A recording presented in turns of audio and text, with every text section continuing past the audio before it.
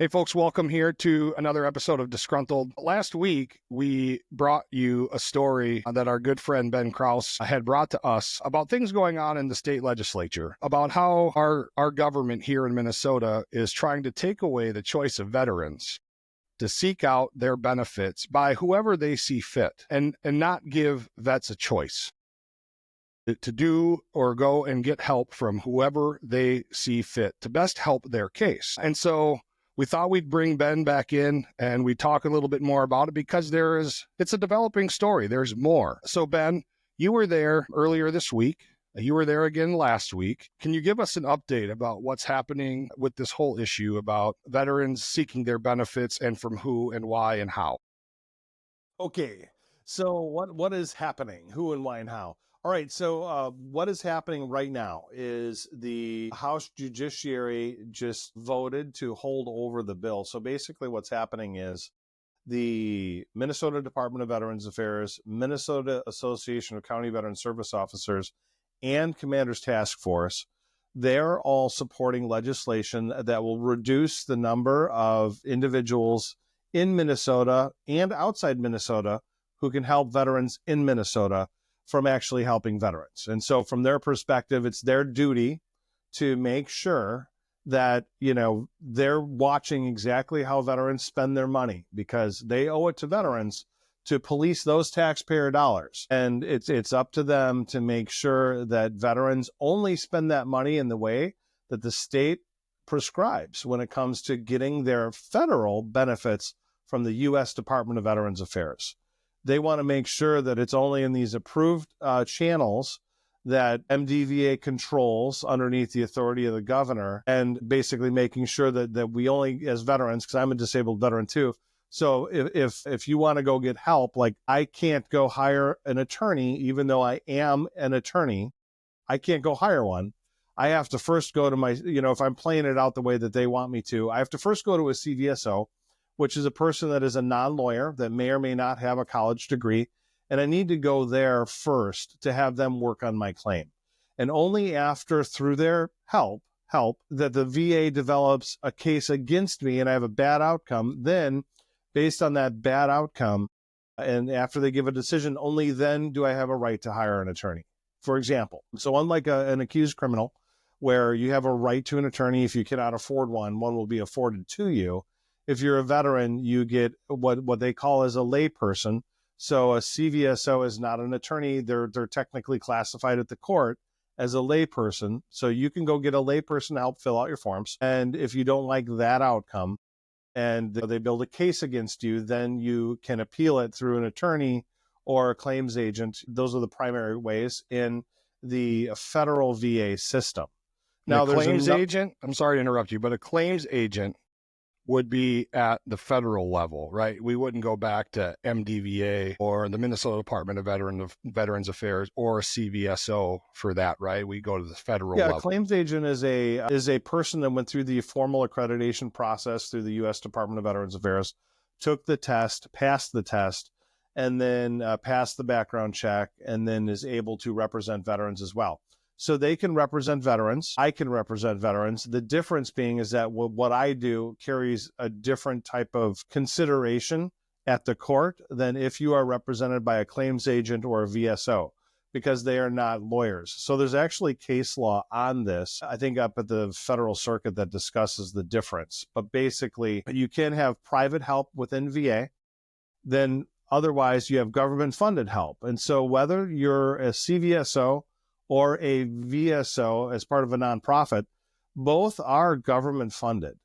People think that they're not, but they are. So in Minnesota, the Department Disabled American Veterans, American Legion, VFW, they get money from the state to maintain their programs here in the state. So they're partly government funded. They also get funded through donor memberships and stuff like that. But they're government funded, and they get space to do their work paid for by the government. They get the best space of any area right there at the St. Paul regional office, right at the, kind of the foot of the beast, really. Excellent. I mean, I have no idea how much it's actually worth, but probably quite a bit as far as rent goes. And that's what they have there at their disposal because they're considered a nonprofit. But they are government funded, and MDVA also government funded. Then you have CVSOs, they're government funded too. And so all of these are beholden to the government. And the difference being, like with an attorney, you have an attorney-client privilege with me. I am your fiduciary. I have a responsibility only to you, not the way that the CVSO community does to Mother VA, which is the U.S. Department of Veterans Affairs. And then you have their respective subclones in each state. Here, it's the Minnesota Department of Veterans Affairs, which is kind of like a mini VA. And then mini VA has their operators, which are the CVSOs, and their internal VSOs. They don't call them VSOs, though. And then you have, the DAV and whatever, but they work with the state as well. So they have a lot of resources. There's a lot of money actually going into that. But veterans have been using that system since the 30s, almost exclusively.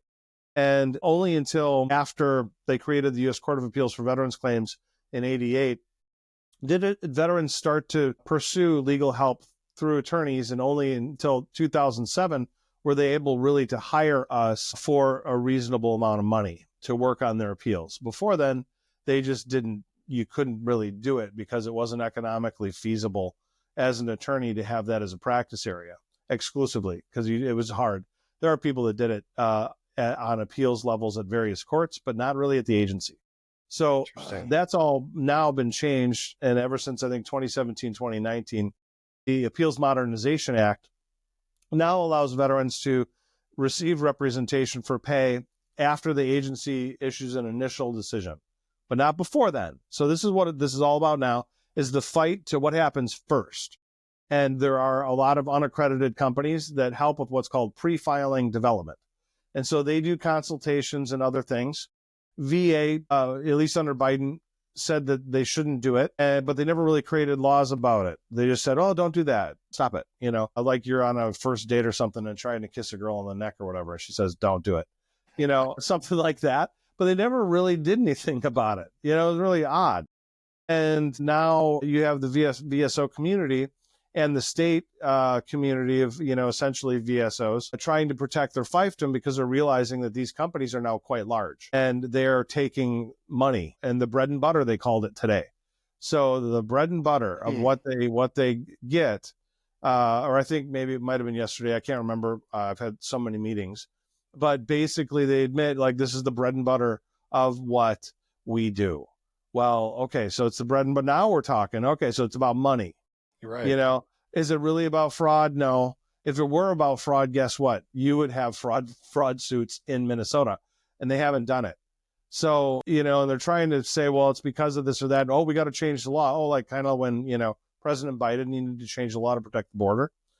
So no, you don't need to do that. If people are engaged in fraud, go get them. You got police, you got the FBI, you have the U.S. Postal Service, any number of these agencies that have law enforcement or investigators. And then you have the AG's office, which are the premier attorneys in Minnesota, right? So if they really wanted to do something about it, well, go get them. You know who they are. And if they're really doing illegal stuff, then go get them. But if they're not, hold on one second. Let's not get too far ahead because I got questions. Too late. And one of those questions is, I agree with you from what you've said and the way you make it all sound. It is about money. And so is there an easy way for us to understand how that plays a key in the agencies like MDVA and the CVSOs? Like, okay, so they get federal funding, but do they have to reach goals or is there markers they have to meet to get in a certain amount of funding? Is it kind of like we had when we were in the military, when the end of the fiscal year comes around and they're like, hey, we got about $12,000 to spend this month. So go shoot up all this ammo and go do this and go do that. Because if we don't spend it now, we won't get it next year. Do they have these markers they have to hit in order to meet their funding goals from the federal government? Is that how it works? I think that is true. I am researching it right now. I've asked for data that will help me find that. And they're trying to charge us about $22,000 to release the data. What? I'm going to have, yeah. So I have to change how I did that.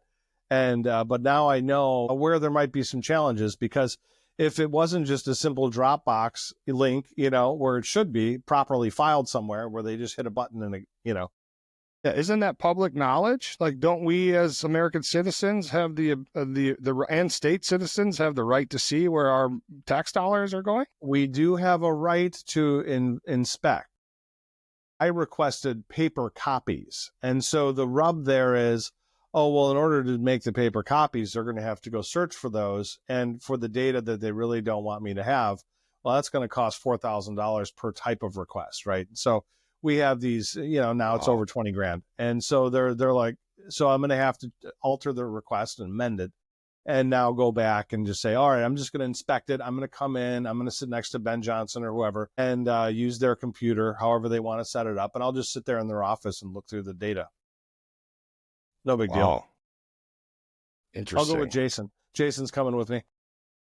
I'm in. You had me at data. Well, because that's right. what I've been wondering this whole time is when they say, they're trying to save veterans from being bamboozled. Might be a word you'd want to use. I think so. But Yeah, they've had laws on the books that they haven't chosen to enforce anyway. It doesn't appear to be anything about the claim sharks or anyone else. Because quite frankly, then they would have to consider themselves claim sharks, because the only other ones would be like a realtor, but they're a claims agent. So the whole thing just kind of stinks from the top down. Mike, why don't they get a team put together that goes and sits at every Ford and Chrysler dealership, and every time a veteran comes in to buy a Charger or a Ford Lightning, they have to sign their name twice to save them from the $1,200 a month payments if you were really trying to be a fiduciary and save veterans from making poor decisions? That's of course they say that. Of course. Obviously, we wouldn't do that. That's ridiculous. But, I think that, well, today at the hearing, there was another bill that came up before this one. And that bill talked about in my opinion, a draconian data sharing agreement between all agencies in Minnesota, which could include state and local agencies and county agencies, where if you're accused of fraud, they're going to suck all your data in for law enforcement purposes and start sifting through your stuff.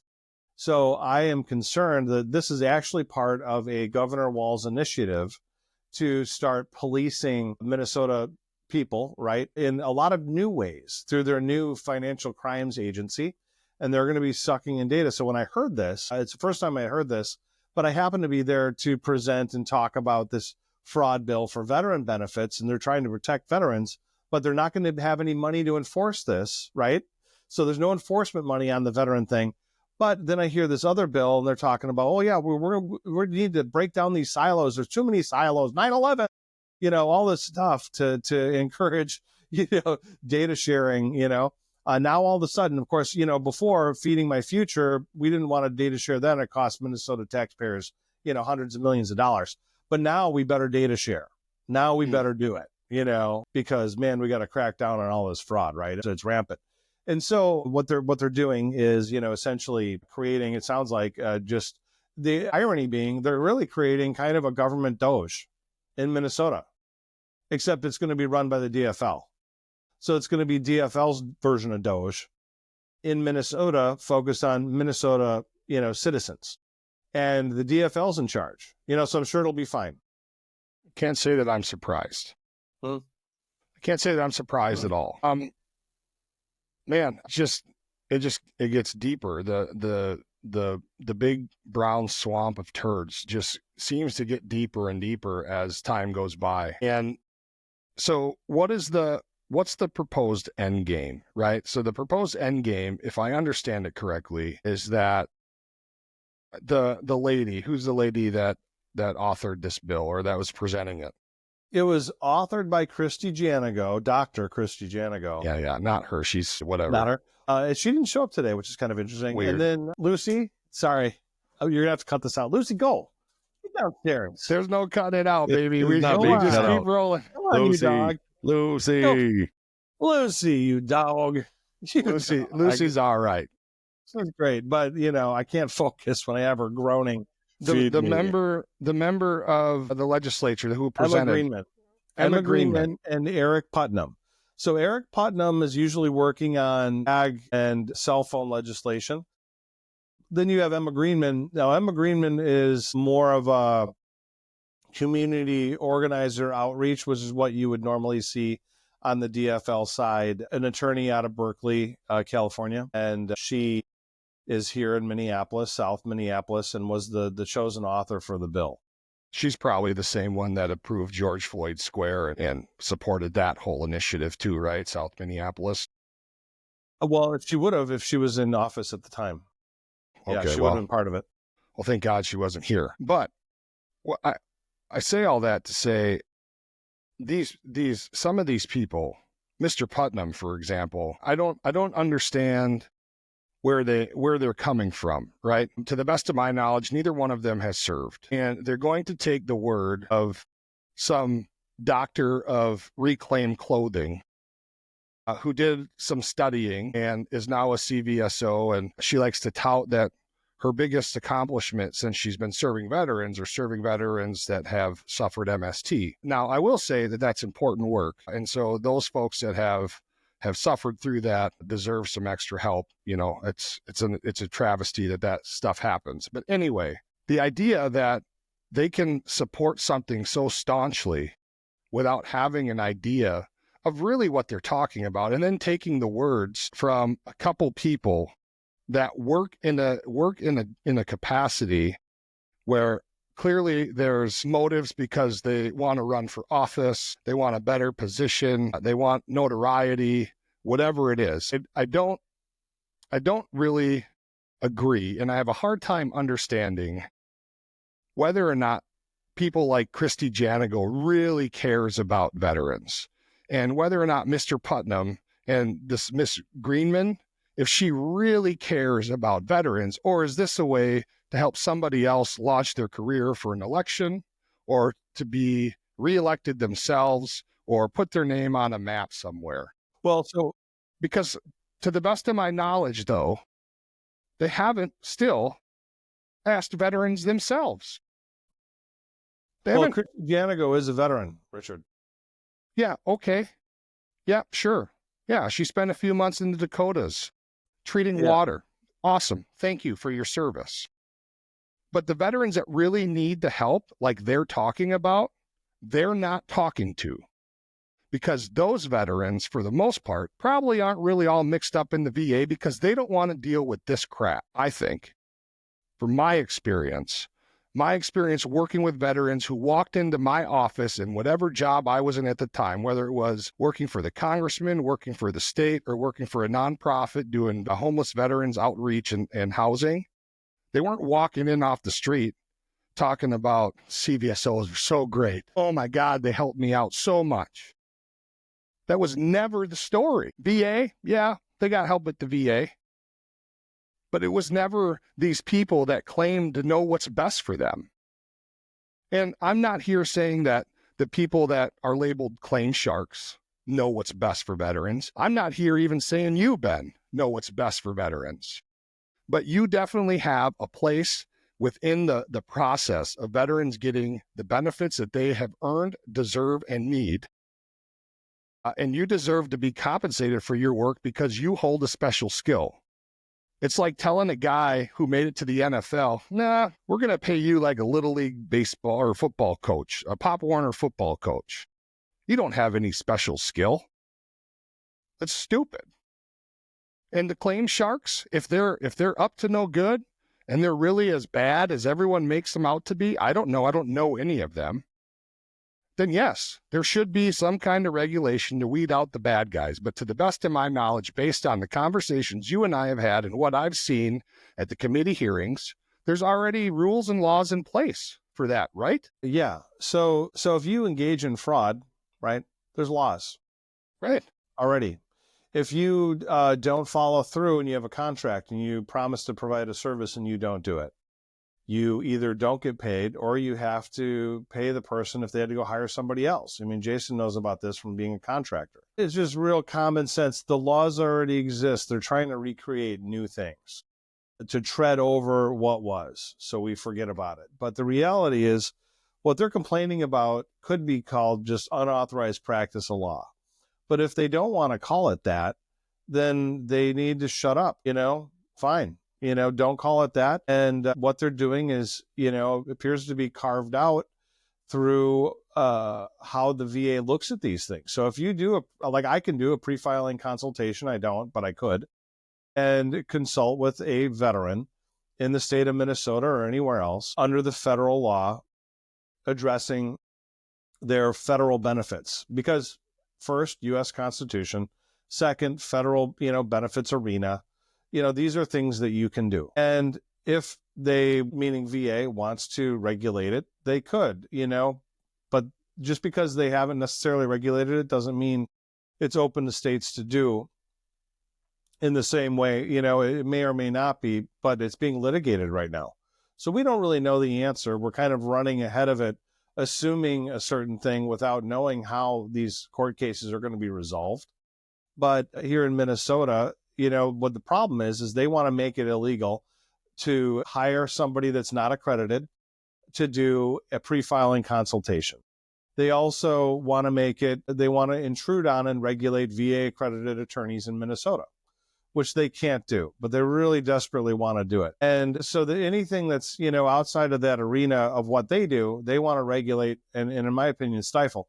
So to give you an example, like let's say that I was on this show, and you and I are talking, this is just a hypothetical, and I just won a great case at the U.S. Supreme Court. I just won it. Man, I'm stoked. We just won it. Under this bill, if I don't say also, hey, but by the way, before I forget, before you promote what I do, a CVSO can also do this, but at no cost to the veteran. If I don't include that, well, that might be consumer fraud under the new law. But that's right? not true. I know. So then if we do say it, it's false advertising and fraud, right? It's fraud either way. We don't care which way. It's fraud. And then we get sucked into this database for the investigation, right? Oh, those guys, I think they committed fraud. Look at that. Hit the button. Boop. Suck in all of our VA records, all of our tax records, everything else. And then they're coming for you, right? So, and they may not come right away. They might wait 5 years. When you really, get into something and they're mad about it, at 3 Clicks Media, and you guys have a show or an investigation into some government entity and you do some data requests and they get mad about it. Well, remember that one thing they did? Well, yeah. Oh, let's go get them, Dano, and they'll show up and they'll start going through your stuff. We've seen that. Doors open. I understand what you're saying. I wouldn't invite that at all because it's going to cost you $100,000 for a legal team to, have them to keep them from digging through your wife's panties. They're setting up what they did to Trump in Minnesota and to make it real easy to do. And we all know that DFL running the show. And hey, you know what? I bet there's a lot of great DFL folks out there that are super fair. And if you don't agree with them, they're going to be really fair-minded to you. They're not going to come after you just because they don't agree. They don't do that in the DFL, And so they're going to have control of your stuff in all these agencies, all your data, And it goes back to what Stalin said, in the USSR. You show me the man, I'll show you the crime. They got so many laws. I think the saying goes that in any given day, an American may violate up to 25 federal laws and they don't even know every day, right. Whatever the number is, because of the amount of laws out there that, that are regulating us. And, so you create this system anyway, and it's being created on this assumption that veterans you take the uniform off and suddenly you're too stupid to know how to spend your own money. So we need the nanny state to come in and protect.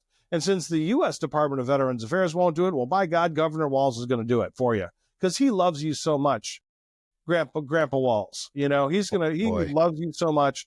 He wants to make sure that he knows not knows everything that you're doing, just where your money's going. Just to make sure that it's only going to approved places and not these other places. So don't worry about it. Jason, I saw all this stuff bing-bonging around in your yeah. It's a lot. My big question right now, Ben, is where do things stand? Today, where are they at? I know you said there was a pause, but what does that mean? Yep, there's the pause. So I believe the bill that I testified about that I'm telling you where they're doing the kind of the data dragnet, I believe that is being held up because it's not written well, go surprise, right? Super vague, super broad. Likewise, the veteran bill is also being held over. And that was a split vote. 7 Democrats voted for it. 7 Republicans voted the other way to hold it over. So they were trying to pass it back to the Veteran Committee, and the members voted, essentially they didn't have the majority vote to kick it back to the Veteran Committee. So now it's going to be held over at the judiciary. So they may try to get something through in an omnibus or something like that during Veterans Day on the Hill, which is coming up. And they're going to, probably push like hell to, encourage the fine members of our Minnesota Congress to support this. And then they may win at that point. But for now, they had to slow down because the law as written is not written correctly, and it includes the wrong people. So that's where it's at right now. I've been testifying about it and going to the Hill multiple days, every single week, driving from from where I'm doing work, and getting over there and meeting with, Senate and House members to talk. Now, I've tried to talk individually with DFLers and members of the Democratic Party, and they are refusing to discuss the bill independently of being there with DVA or MDVA rather, or MAC-VSO. Like, they won't meet independently just to talk it through. When is Veterans Day on the Hill? I think it's April. It's either next week or it's the following week. I'm not sure. It's coming up. So, but even with Veterans Day on the Hill coming, right? Like they still got to pass through committee, right? Like it's not a special day where anybody can just bring anything up and then we vote on it, pass it. Right. It still has to go through the process. But if it gets lumped into the omnibus bill, that basically means it gets lumped in with everything. And where yeah. I'm sorry. Where does old Tampon Tim stand on this whole thing, do you think? I mean, well, it's not happening under his nose. Well, this is his initiative. This is the top priority of MDVA this year. Top. And all these this agencies, is his direction. Yeah. Yeah, it wouldn't be their top priority if he didn't approve of it. So the Veterans Day on the Hill is April 9th. And, UVLC, so United Veterans Leadership Council, we used to be supporters of this, but they conveniently removed us from it this year after I pointed out that the bill had some constitutional problems. So U.S. Constitution as well as federal preemption. And they, were not invited, unfortunately. UVLC is not invited to Veterans Day on the Hill? Well, we're not supporting it this year. So last year, our name and logo was on it. They removed it this year. So, yeah. So I, again, this is all coming right at the same time that I voiced concerns. And apparently because I, am a bad boy and try to follow the U.S. Constitution and the federal law, that makes me just a Debbie Downer in Minnesota, and they just don't want it, Maybe we can get one of those people that own a plane and they can fly above the Capitol with a big banner that says UVLC rocks or something. Well, you knew a guy with a plane. I guess he sold it, right? Yeah. No, the owner of the plane passed away and his assets got divulged somewhere, somehow. But we point out how fast that banner would be behind that Gulfstream. That would have been really We're not talking about a Cessna moving at Mach smell across the skyline of St. Paul. That would have been But I think one of the things that we're kind of glossing over that is even more imperative is, other than the fact that you, Ben, are down at the Capitol speaking, it's that continuation of redundancy in voice, and it's the people that are fully involved, engaged, where their paychecks are reliant upon this thing to exist, that are the only ones being hurt. Where else would you ever see that? I mean, nobody in business would ever just go to the people that were doing the same thing day in and day out and say, well, how do we make things better? Well, you're just doing the same stuff. And it's like, we're continually doing that, especially in Minnesota. I mean, and so I say thank you for being the one that's down there, at least speaking on, for us, on our behalf. Well, and this is just another example of bureaucrats trying to just slither their way through a process. At no time while they were thinking up this malarkey did they count for someone like Ben to be there and go, whoa, hold on a second. At no time did they think that he would have a social media platform to be able to put it out and maybe just the whole world will see it. They didn't account for the fact that he had friends that have and colleagues that have platforms and are going to talk about it. And maybe we're small platforms, but we're still platforms, and they didn't count on people like us questioning what they're doing. Their idea was that, well, let's just do it. This is the governor's initiative. Let's just do it quick, do it quiet, and then we'll move on to the next thing. And I think that probably happens a lot in the halls of government all over the place, where they just don't account for people who are going to ask questions, maybe, especially in Minnesota, because it's a very blue state, unfortunately. But one of the biggest pieces here, too, is the fact that folks like Ben are out there serving those who have been lost in that system. Yep.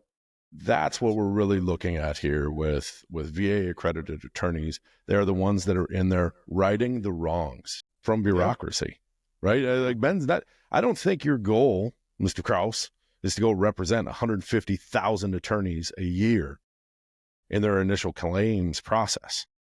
Your goal is systematically different than that. I would like you to tell everybody what your real goal is, that thing that you're out there doing, and why they're trying to remove that ability from you and why it's so important to those who are being left behind. So I am a veteran rights attorney, which is a little bit different than somebody that only focuses on just benefits claims and stuff like that. So my whole law practice is dedicated to veterans and their families and focusing on these federal benefits. I don't touch on state stuff. And what I help people that are disenfranchised. And so if they're not getting the support they need from the government, they come to me. I also will use that information at their, approval, and we'll go to the press and we'll expose scandals.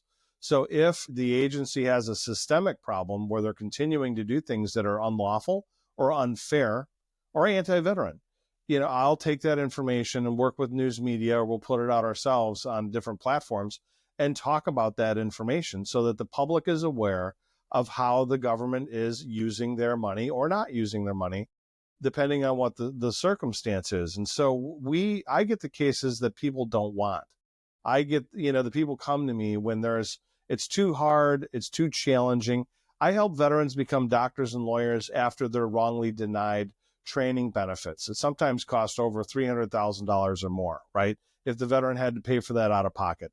They come to me, I work on those appeals, and I don't believe there's any other attorney in the entire country that has a practice area for that purpose, much less disability coupled with that. I don't think there's any other attorney with that blend. I also work on neuropsychiatric problems for veterans with traumatic brain injury. And so we're helping out people that, experience the hallmark disability of the Iraq and Afghanistan wars. And that is traumatic brain injury from IEDs. And that's what I do. If you have a TBI, I exposed that the VA wrongfully was withholding credentialed doctors from diagnosing that for years. And I exposed it through KARE 11 News. It became a massive national scandal affecting over 20,000 veterans. And those veterans weren't being allowed to see a qualified doctor to get diagnosed for their claimed traumatic brain injury.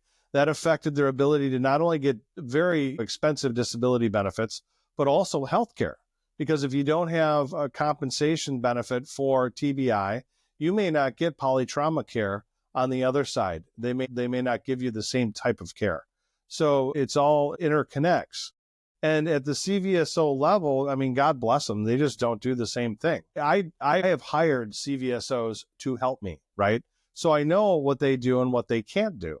And what they do is dramatically different than what we do in a law firm. And in a law firm, we go an inch wide and a mile deep. But a CVSO goes a mile wide and an inch deep. And they're just filling out forms. And that's fine. But that's really what they're doing. I talked with one in Washington County last week after doing a survey of CVSOs in Minnesota to find out how long veterans are waiting. Veterans are waiting, at least in some spots, up to 28 days to talk to a CVSO if they have an issue. Well, hold on. Wait a minute. I watched these hearings. Mm-hmm. everyone that you've been to, every hearing they've had on this issue. And Mr. John Baker, who claims to be an attorney, and he is an attorney. He's an attorney. He claims to do a lot of stuff. He doesn't claim to be a liar, but he just got caught in a lie.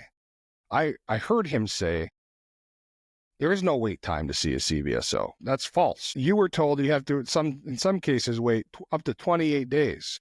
So if this is the guy, he's the executive director of the organization that governs CVSOs, and he's telling the state legislature, oh, there's no wait times, everything's good, we got it covered.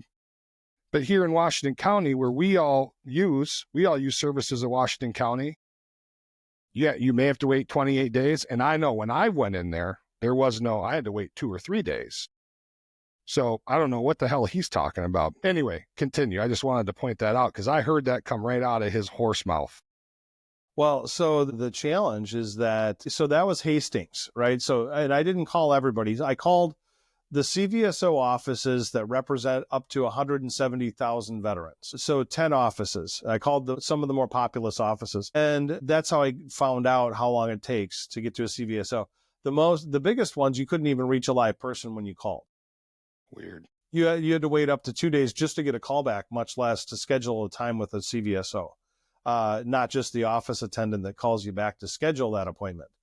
And so Hastings is the one that took up to 28 days. She said 2 weeks to 28 days. I was like, oh, that's a long time. Then in another one, we were talking, and I'm like, hey, man, those claim sharks. It sounds like the claim sharks are a big problem. She's like, oh, yeah, they're huge. It's horrible. Veterans are paying, these sharks for services that we do. We tell them, we give them these handouts. Don't feed the sharks. Don't feed the sharks. And I'm like, oh, okay, well, so what's going on? Like, who are they? Oh, man, yeah, well, we can't even get into their file anymore when they hire these sharks. And I was like, wait, what? Oh, well, what do you mean? If they're, not accredited, why can't you get in the file? Well, I mean, they're attorneys. Like attorneys. Oh, so you're telling the public that VA accredited attorneys, which is what she's describing, which is what I am, are the sharks, not the unaccredited companies. They're not even, I asked her about that. She didn't even know what I was talking about. So here we're at the state level. We're talking, these claim sharks, they're talking about these bigger companies that make, a fair amount doing that type of work. And I asked her about those. She didn't know what I was talking about. No, it's the VA accredited attorneys. Those are sharks. Well, we can do that, but they get paid thousands, $25,000. I'm like, well, so that means they help somebody win $150,000 and they got paid some of that because you guys couldn't help. Yeah. You didn't. I mean, the whole reason is because you didn't help to begin with. That's why the attorney got hired. If you helped them to begin with, they wouldn't need the attorney, So what's happening here then, if I understand you correctly, is Mr. Baker and Dr. Ragstock are sitting in front of these committees and telling them that there's really only one line in the sand. There's CVSOs and then there's claim sharks, which according to CVSOs that are working in offices and aren't worried about putting their faces in the committee hearings, to them, claim sharks are claim sharks and attorneys. So really what the delineation is CVSOs versus everybody else. Anyone that gets paid. If you get paid money, you're a shark. If you get paid money by the taxpayer, that's fine. So if you're government funded, and this is kind of the nuance, right, that they try to say at no cost to the veteran. Well, that actually implies that is a false, potentially a false or misleading statement in itself, because a lot of people believe what they're doing is volunteer. And so there's a voluntary act. It's philanthropic. It's actually truly free, but it's not. They're getting paid up to over $100,000. I found the St. Louis County CVSO flyer. These folks are making up to over $50 an hour in some counties. Over 6 figures. But the point is they're trying to act as if they're doing it in a voluntary way. And then they're pointing at us who get paid to do the work. It's like, well, they're getting paid to do the work. The only difference is I have a direct connection with the veteran. And if I don't do a good job, I don't get paid. They get paid anyway. It doesn't matter how good of a job they do. Let me ask you this. When a CVSO is working with a veteran and runs into a situation where an attorney such as yourself is the only way for them to move forward, like an appeal or something like that where they need to go to court, then what do? They can't represent these veterans in court. So who does? If you're a shark and they're not going to give you any business and they're not going to let you serve any veterans, who's helping the veterans that come across their doorstep that are going to need legal counsel? That's a good question. And so the interesting part is, if you are being represented through the CVSO and Disabled American Veterans, your appeal will go to another shark company called Chisholm Kilpatrick, according to the CVSOs. So DAV has a memorandum of understanding or some kind of arrangement with Chisholm Kilpatrick, which is a non-veteran-owned law firm of a lot of attorneys in Rhode Island. And so if you're a DAV veteran, and DAV is helping you, or the CVSO is using their DAV accreditation to work on your appeal, and then it goes up, potentially to court, then at that point, it jettisons out and goes over to Chisholm Kilpatrick, a for-profit law firm, which according to the CVSOs here is also a claim shark, right? Based on their own definitions. And that's where it goes. If you go to, and I know these guys, they're not bad people. They're good attorneys. But, if you're a CVSO, they think you're a shark. There's another firm, and I know the owners there, called Bergman Moore. Great guys, good at their job, big law firms, lots of attorneys, right? They have the same arrangement with the Legion, VFW, and I think there may be a couple others. And so if yours goes up on appeal, it goes to Bergman Moore. So they have a direct shot there. Who's paying these people? The veteran? Great question. Not exactly. So as I understand it, I don't know exactly how it works, but I believe the organizations are paying these law firms money directly for this service. And then they also get paid if they receive what are called EJA fees. EJA fees are Equal Access to Justice Act fees. That gets paid by the U.S. Treasury. So that gets paid to that attorney. So it's technically the veteran's money to help the veteran pay the law firm. And so in a sense, while they do say at no cost, but that's not totally true, because the money, in my opinion anyway, because the money is supposed to be the veteran's. So if you get the check, the veteran's name is on it and the attorney's name is on it. So there has to be, it has to be endorsed, and then it goes to the law firm, basically. So that's how that mechanism works. And of course, I'm sure now it's been a while. I don't do a lot of those, but maybe they no longer send those goofy checks around like they used to. Maybe they do, but anyway. So the veteran is fitting the bill anyway at the end. Yeah. And the same thing. So if you go through MDVA, their law firm of choice is NVLSP, which is based in DC, another East Coast law firm. And this one is a nonprofit. And so because it's a nonprofit, well, MDVA feels like they can sleep better at night. And there too, they go up on appeal, and NVLSP gets, the money back in EJA, which is technically the veterans. And then it gets signed over to the law firm for their legal services there. And that money is paid for by the taxpayers, U.S. taxpayers, through the U.S. Department of Treasury. So they make that payment, and then the case gets kicked back down. Now, when that happens, I'm not entirely clear if Bergman Moore or Chisholm keeps the case back at the regional office or not. I'm not sure how that works. So the veteran's basically getting passed around to multiple points instead of just being with one law firm or claims agent or whatever. The whole choosing who they want to represent them. I think most veterans would rather be with one person for the life cycle of their claim or appeal than to have to be jumped around between these different entities and be passed around like a hot potato.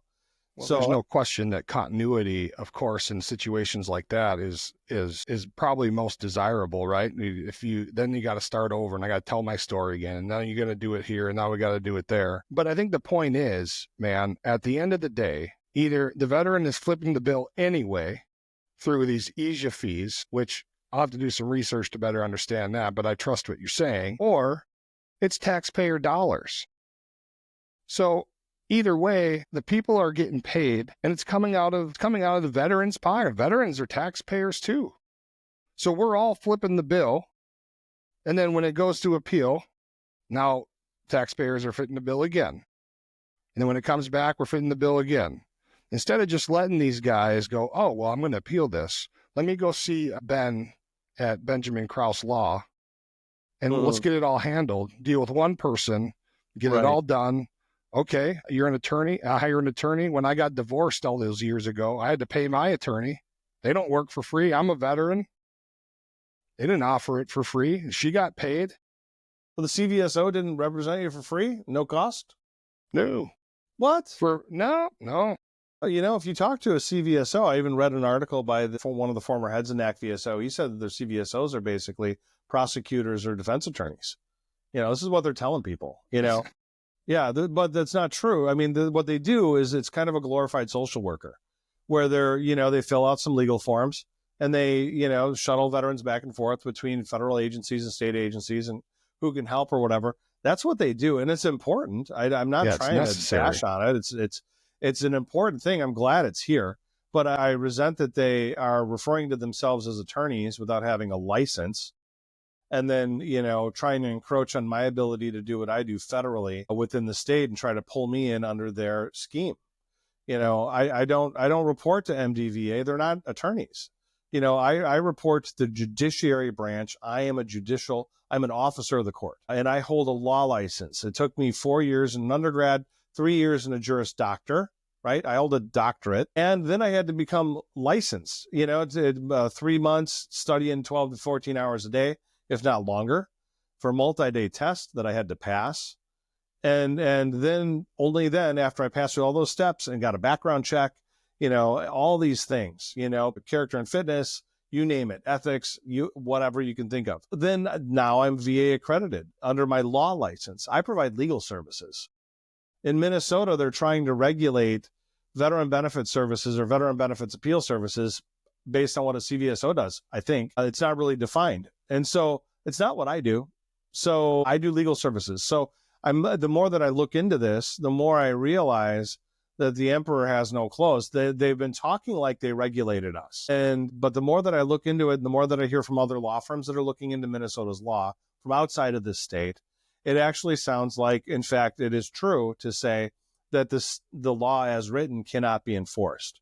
Even if it does pull in attorneys, it can't be enforced and avoid for vagueness.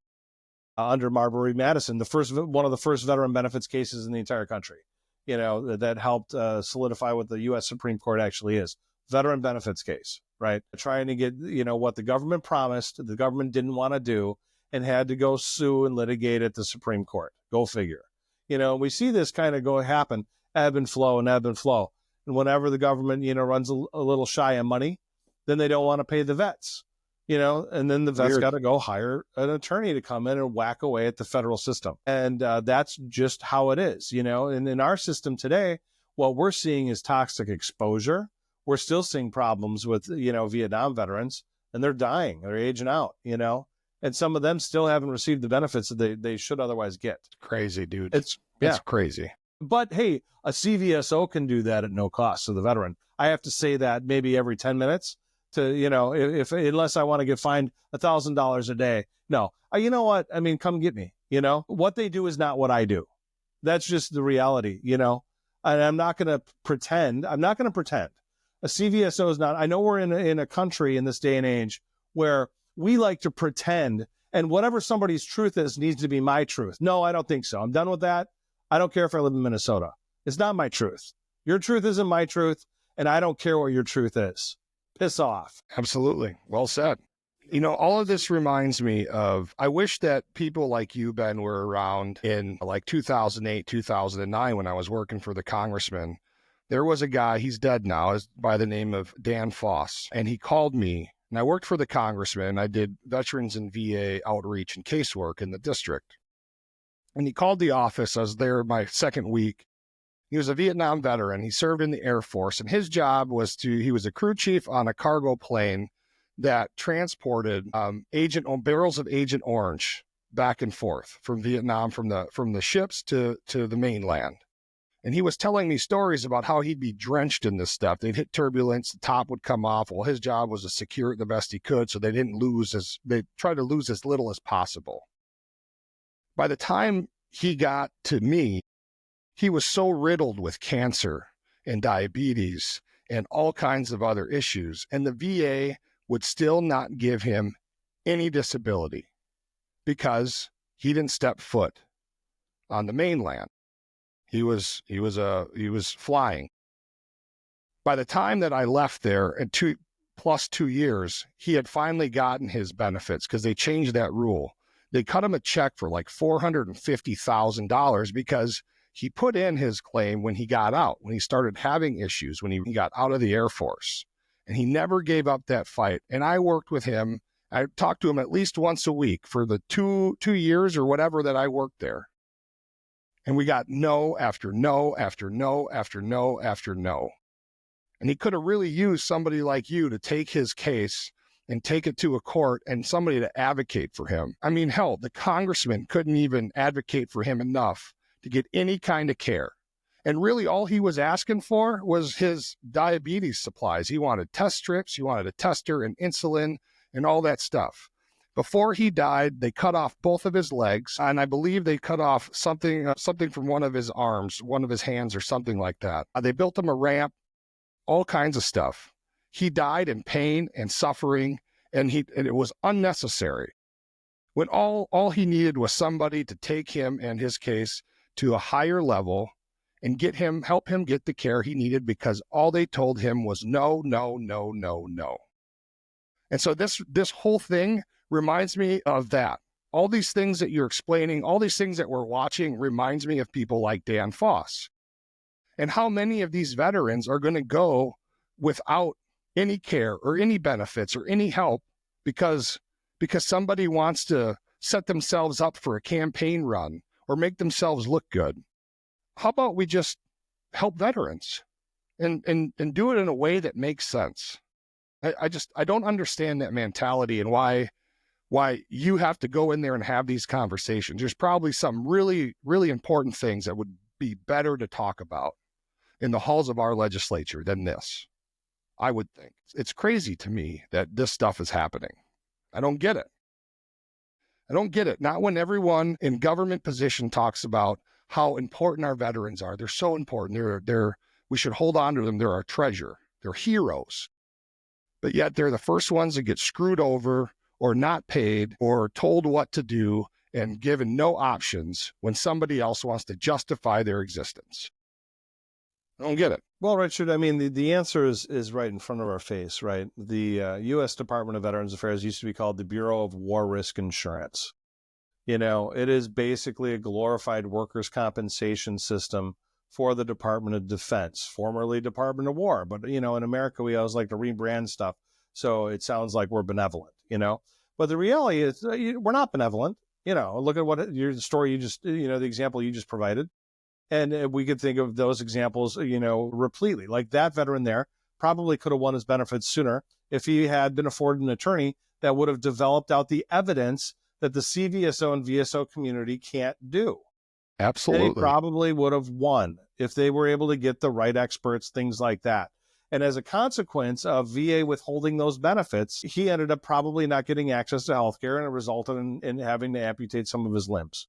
Absolutely. You couldn't afford it. Some of his limbs, right? So more than one.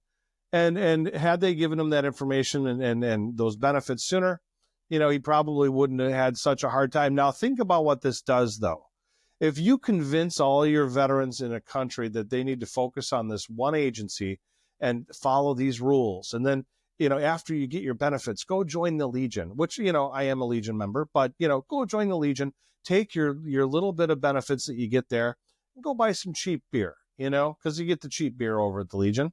And, you know, go do that. And maybe go get some pull tabs, you know, go spend some of your money there and do that. And then, you know, then you go home and then you take some opiates, right? Because you just got some painkillers or whatever, you get Vicodin or something. And, you know, you get hooked on some other stuff and eventually you die of cancer at 60 years old. And that's your existence. Or in the alternative, you fight against the same system, right? Because you're not afforded easy access to an attorney like you should be. And in that context, then you're fighting and still focused on the VA and these agencies and not really focused on why our country is crumbling. You're not spending your energy trying to protect your streets or run for office to try to improve, you know, the circumstances for small businesses or for employees or for schools and try to make our schools, you know, great in Minnesota. You're at the Legion, you know, or you're somewhere else and you're just, you know, you got to put your little funny hat on. things like that. And that's what they give to veterans to focus on, So the carrot's here, right? And it's on this stick. Some of us, like me, get to reach it.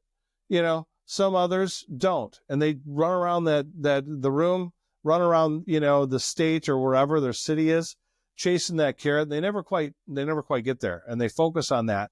And they don't see everything else that's around them. And they don't get involved, and they don't make a difference. And they don't stop these crooked politicians and crooked bureaucrats from stealing from us, which is really what's going on. They want to talk about fraud. The government engaged in it and let it happen. The government let it happen. So that money would line the pockets of everybody who is on the right side of those issues. And if you're on the right side of those issues, that money, you could use that to help you campaign. It would fund your salary for that year or a couple years. And then you could just go door knock and community build, and these other things through these philanthropic endeavors, or wherever else the money's coming from. And that's what you do. That's what you get to do. That's your thing. But, if you're a veteran, no, we want you to only focus on that little carrot, right? Don't get involved in stuff. Don't do that. Now, I've been trying at UVLC to encourage the VA, Commander's Task Force, other groups to help veterans better understand the legislative process so we can get more involved. What do? They have, Veterans Day on the Hill at the very end of the session where you can't make a difference really, other than through your loud voice because it's scary. And that's it. You get to be marched out as a token veteran. Go make a difference by yelling in the rotunda, and go talk to a few people or whatever about all these things that you think might be important. This year they're going to be pushing a bill, the one that we've been fighting against, that violates the United States Constitution and violates the Minnesota Constitution and violates federal preemption. And that's what the Commander's Task Force is going to go do. And they're proud of it. I've been telling them, hey, you're violating your own charter. Disabled American Veterans, VFW, Legion, your charter says you must support the U.S. Constitution. Guess what? That includes the First Amendment. Did you forget about that? The First Amendment? We're veterans, And none of them are going to do anything about it. You know why, Ben? Because if they do, the money dries up.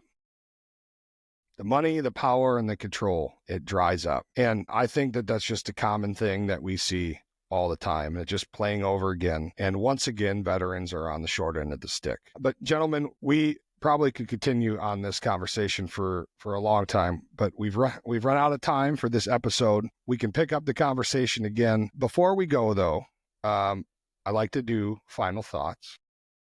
Jason's really good at them. Ben, you're new to this, so I'll give you the opportunity to go first. Give us your final thoughts on the conversation we had and what you'd like people to leave with. I think that veterans need to be more involved in the political system and pay attention, because I think these crooks that you see, some of them are at the Capitol, some of them are in the buildings that surround it, are trying to swindle you out of your freedoms, out of what it means to be a Minnesotan, what it means to be an American, and they don't want you to thrive. Unless, of course, you're in their system, and unless, of course, you adhere to whatever their definition of thriving is. But if your truth doesn't match theirs, they're going to put their thumb on what you're doing. One of the things when we push back on this this particular bill, UVLC, wouldn't you know, the Minnesota Department of Veterans Affairs, within 24 hours of me asking to start talking to the Commander's Task Force, they told us that we couldn't have our office anymore. And then a couple days later, we're going to move you out of the Veteran Service Building, actually. Yeah, we've decided. Called me on Valentine's Day at 8 p.m., right before I'm able to spend time with my wife.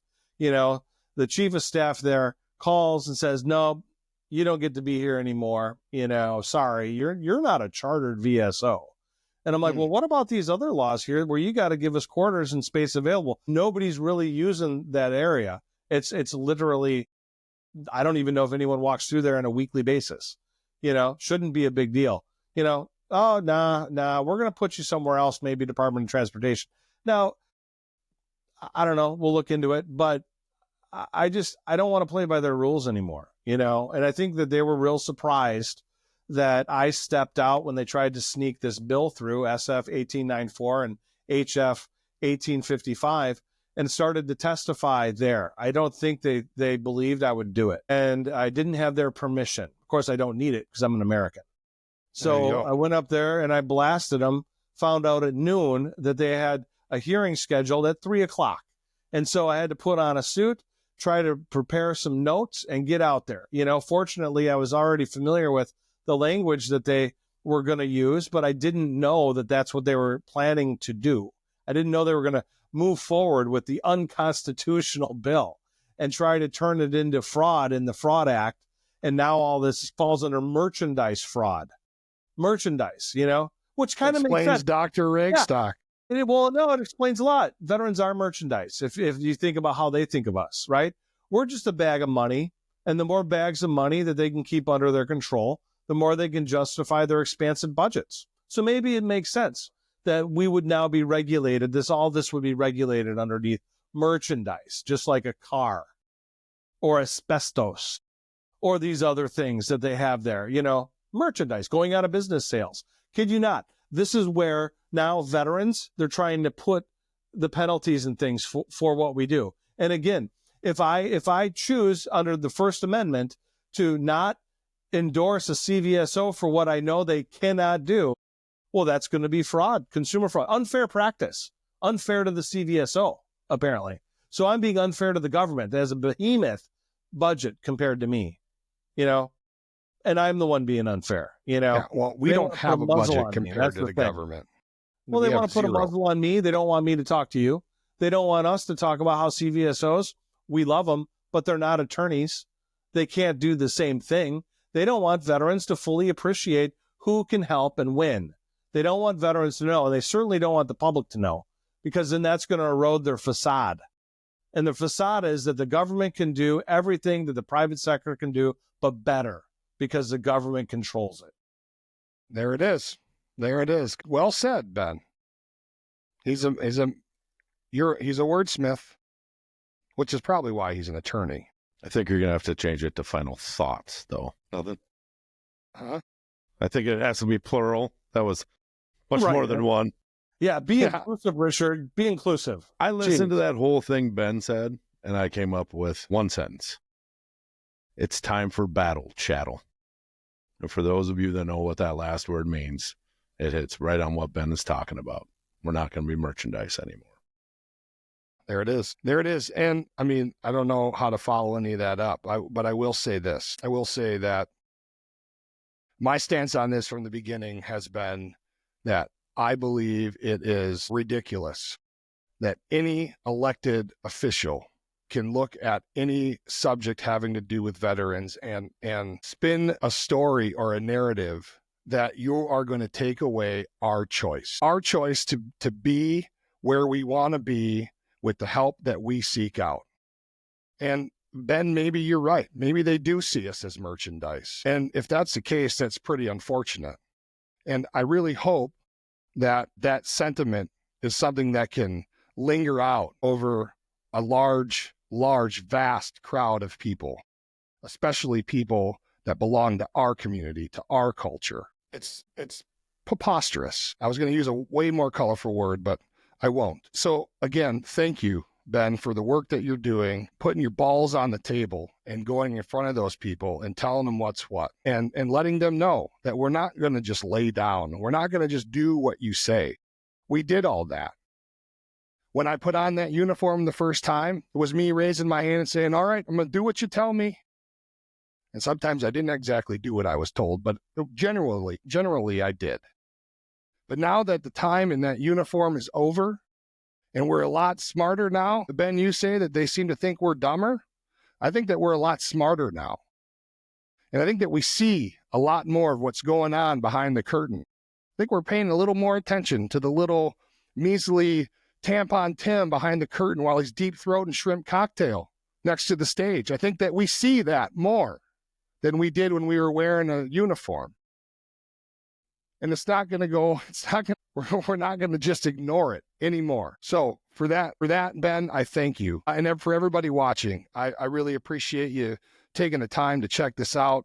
It's a serious issue. And I believe that this is something that's going to be happening in many other places in this country. So don't be surprised if it comes to your doorstep.